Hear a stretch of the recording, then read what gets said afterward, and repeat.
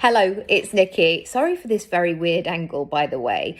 Our internet is not working, and so we've had to move stuff around. So I've just kind of propped my phone up against a Duplo box. So that's what we're doing today. Anyway, today I want to talk about, how shall I say it? Because I don't want the title to put you off of thinking, oh my goodness, do I need an agent? What does this mean? What's it all about?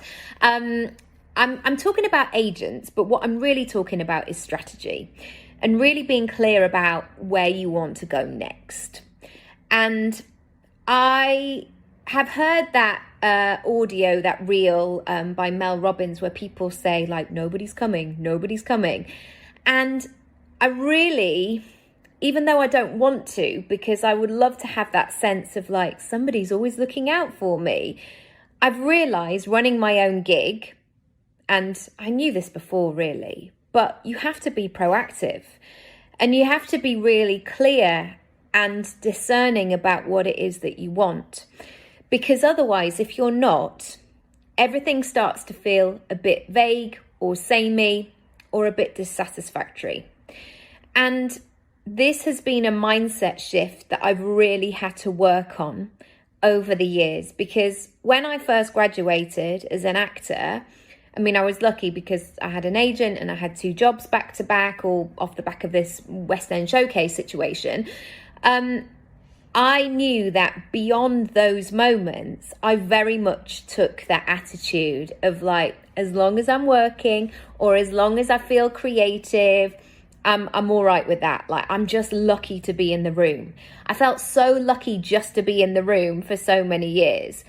And the bizarre thing is that I actually trained to do that thing. So if you had gone to accounting school and you'd left and you'd got your degree and you'd got your exams and you'd passed and all that good stuff, you would not have had that attitude of, I'm just grateful to be in the room. Like, oh, it doesn't even matter if you don't pay me. I'm just grateful to be in the room.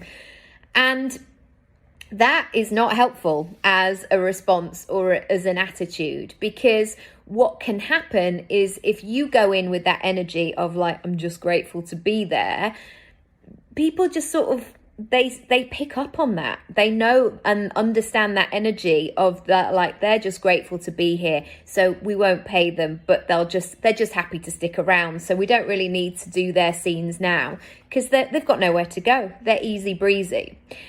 And over the last 20 years, I've had an agent, and I've had many agents, actually, not many, less than 10, but more than 5.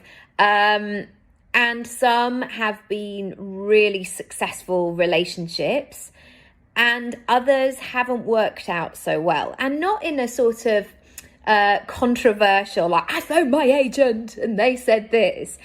Usually it's been the energy's not been quite right, if that doesn't sound too lovey.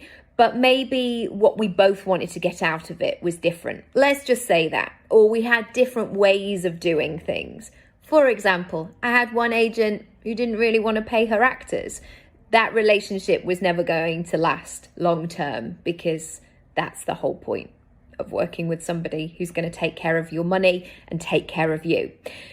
Then, when I trained as a coach a decade ago, I was actually working part-time as an agent, and this was a sort of out-of-work acting job. But you know what? It was really valuable in terms of seeing that other side of working and, I guess, negotiating for and managing talent.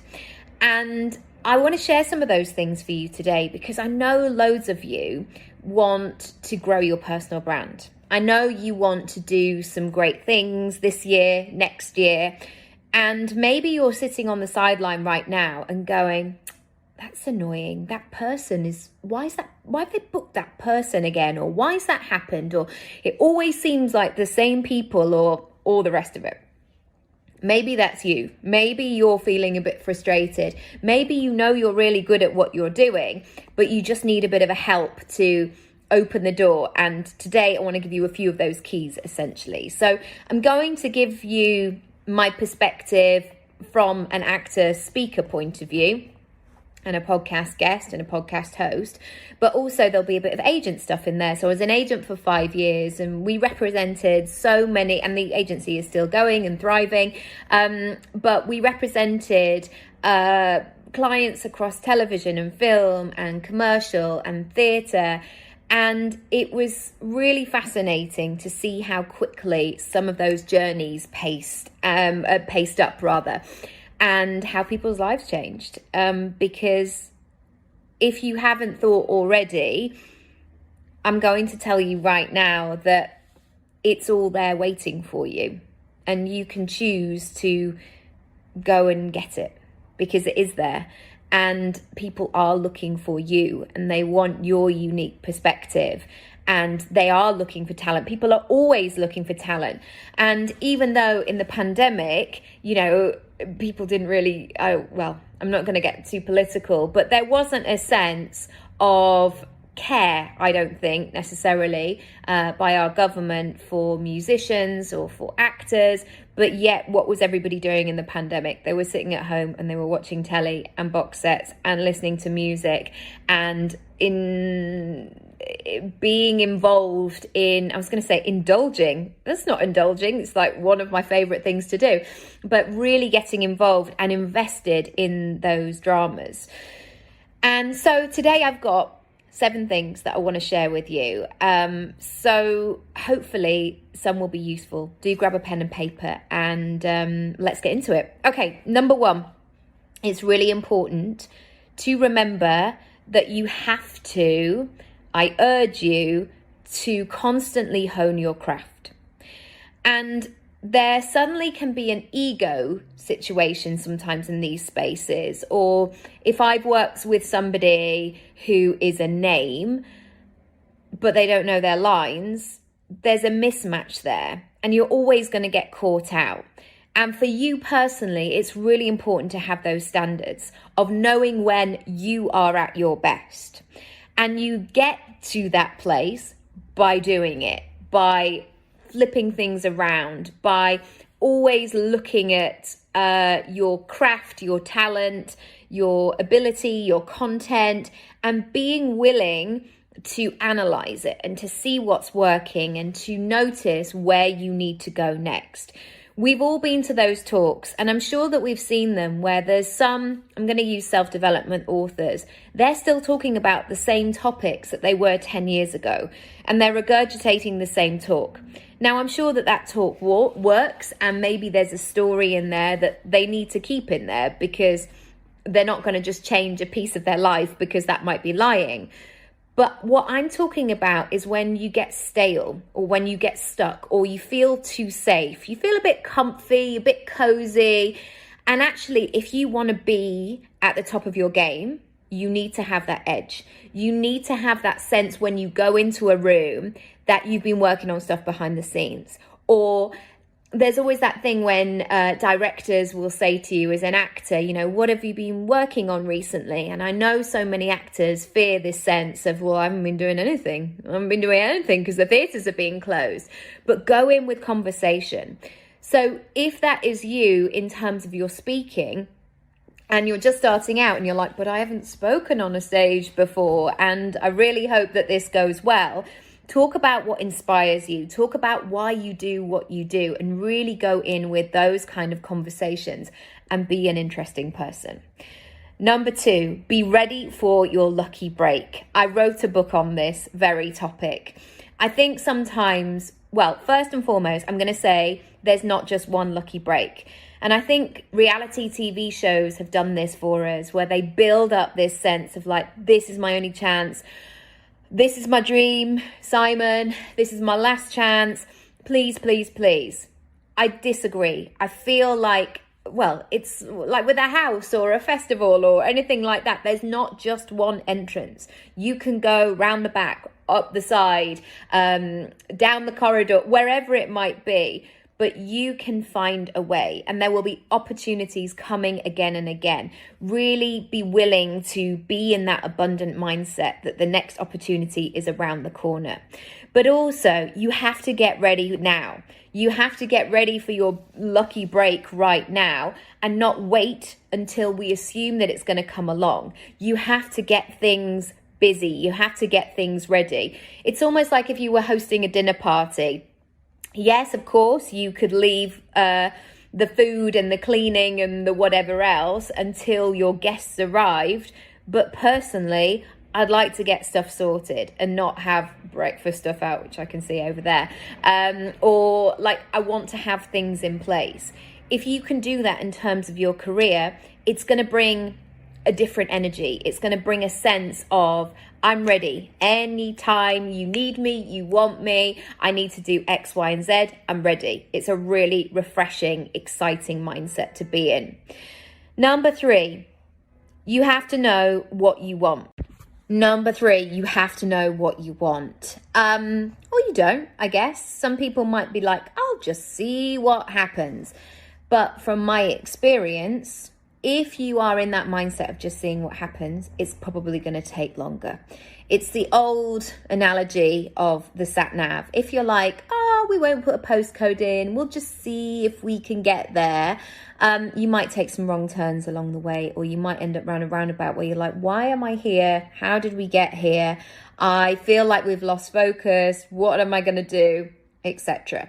So this is about being really clear and being really specific, because being vague is not helpful.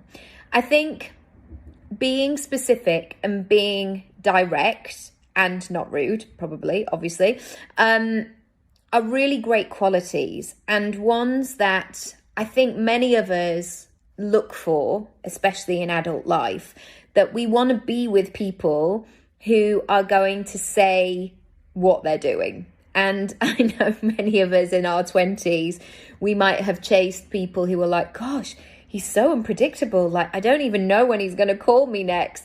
And then it gets to a point in your, well, probably later into your 20s or earlier if you've sussed it earlier, where you really want to know that people are going to do what they say that they're going to do. So if you're saying, I just want to be a speaker, I just want to get my message out there, I just want to grow my brand, brilliant, but that is very much stage 1. What I want you to do now is to go deeper. What does growing your brand look like to you? Where do you want to speak? How can I support you, for example? What do you want to talk about? Who would really benefit from your message? There are so many questions around that. So don't just sort of do this surface sort of like gentle wiping. You've got to get like under the surface of like, what is this? Why? And ask yourself more questions, essentially. Number 4, you have to be willing to sit tight and do the work. So I've seen this a lot. I've been an actor for a very long time, and I've been a speaker, really long time as well. And it's a really interesting conversation, because I feel like those 2 jobs are things that people quite fancy doing, or they might seem easy on the outside or fun, or it's all right for you because you don't have a real job, etc. But it is great when you are working, but there are many, many hours, days, weeks, months, years when you're not, when you're having to sit tight and trust and sit with the rejection and pull yourself back together. And this is not a sob story, but equally, doing the thing or getting booked is only part of the story.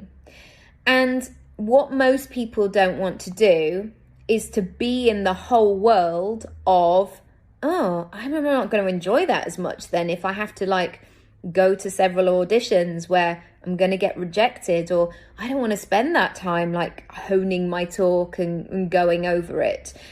And there's something, I guess, about getting to 40 that I book lots of jobs now because I've done my years, as I mentioned, of being happy to sit tight. Not happy is quite an extreme word, but I've sat tight and I've been patient and I've done the work, and I've received harsh criticism sometimes, or advice, or I've heard stuff that I didn't want to hear.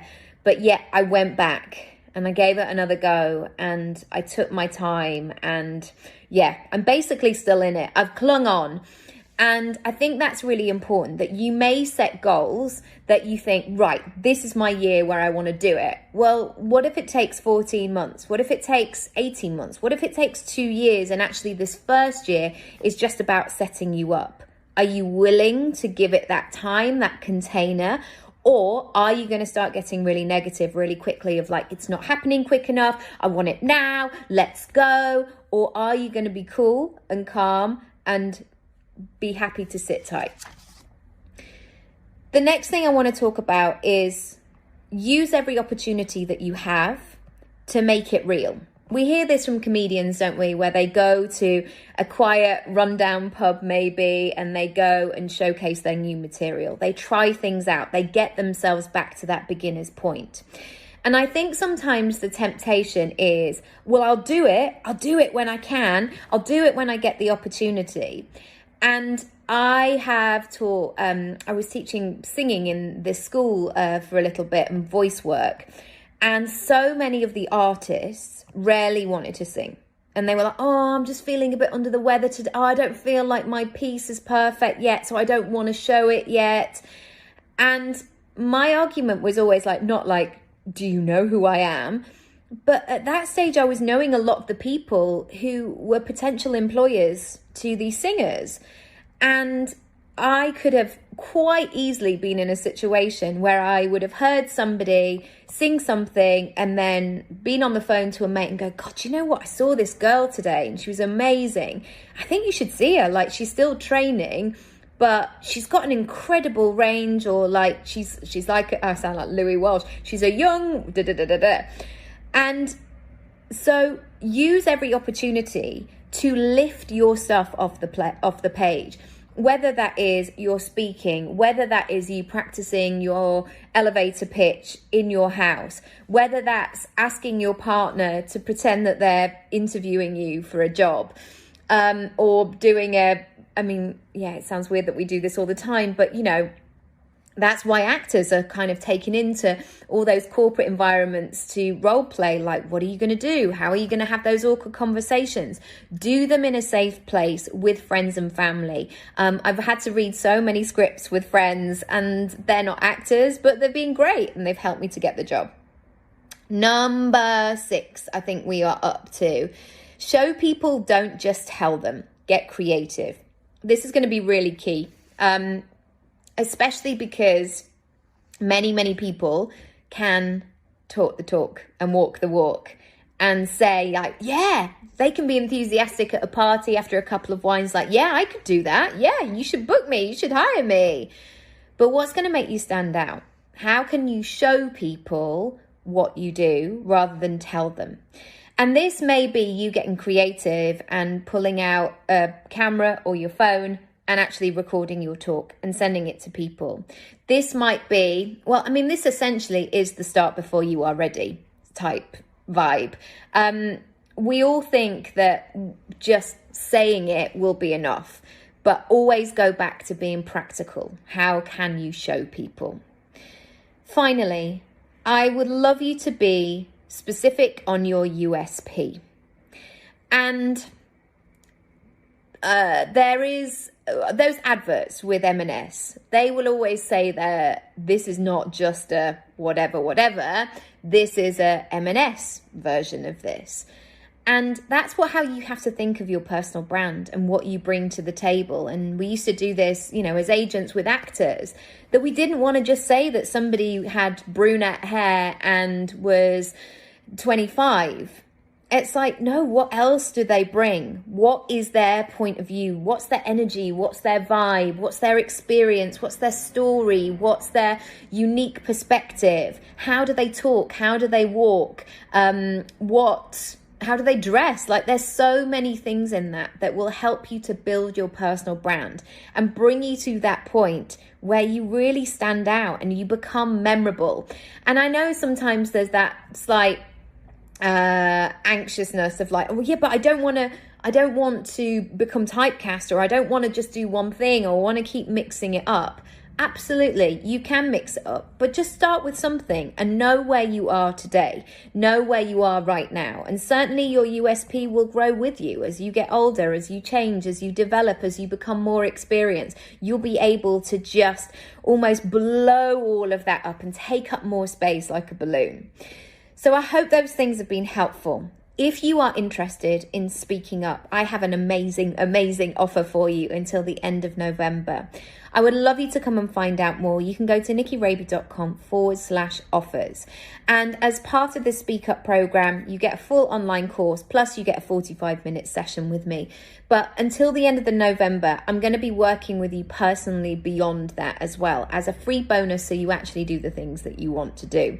So if you could really do with another perspective, somebody who's worked as an agent, somebody who has built a career on singing, on acting, on not singing, speaking, on acting, and I am actually doing all of these things, I can help you to do the same, or your version, whatever that might be. All right, I'm going to leave it there. Thank you so much for watching, for listening, and I'm sending lots of love. Bye.